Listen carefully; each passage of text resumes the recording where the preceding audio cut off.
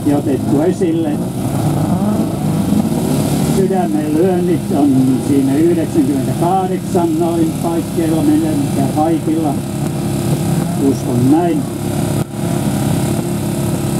Ja lähtötapaus nyt. Keula on 25 numerolla Antti Aapo, tulee Haapavedeltä. Sitten Volvolla tullaan siihen vierelle, Valtasen Lauri numero 3 oli kakkospaikalla, nyt on jälleen kakkospaikalla. Oli jo välillä kolmospaikalla, sinne nyt pari autoa pyörii tuolla ykköspisteellä. Elikkä Keula paikalla reilusti, Aapo Anttila, Haapilais kuljettaja, auton AR-louhinta Fiat. Ja toisena tuodaan Volvoa, kyseessä silloin Lauri Valtanen vuokatti. Näin.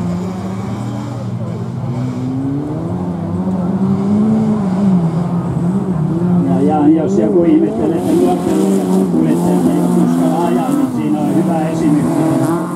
Aapo Anttila kyllä menee komeasti ja nyt kolmantena tällä hetkellä Korkeakosken Joni.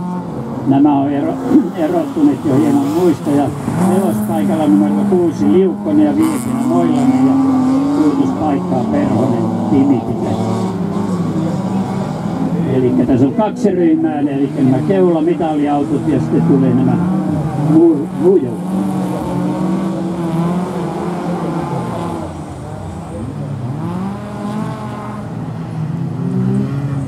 Ja tuossa kun tuo Viatti nyt tuolta tulee ja nämähän oli aikanaan siinä, kun ne tuli tuolta Italiasta, niin se oli 25 hevosvoimaa ja niin pois.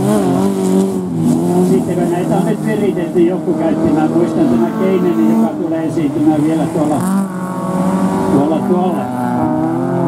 seniorin luokassa, niin muistan, kun hänellä oli Viatissa Fordin kone paikalla ja kyllä niissä monenlaista konetta käytetään. Mikä ettei, näppäriä poikia.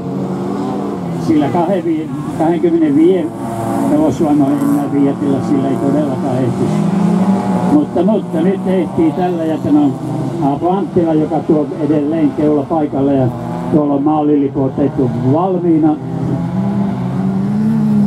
Eli päivän finaali nuorten luokassa tulee päättymään Aapo Anttilan Haapaveteläiskuljettajan louhinta oli 263 Jimi Korkeakoski tulee Raahesta. 3. numerolla 3 Lauri Valtanen Vuokatti. Sitten otetaan 4. auto numero 6 eli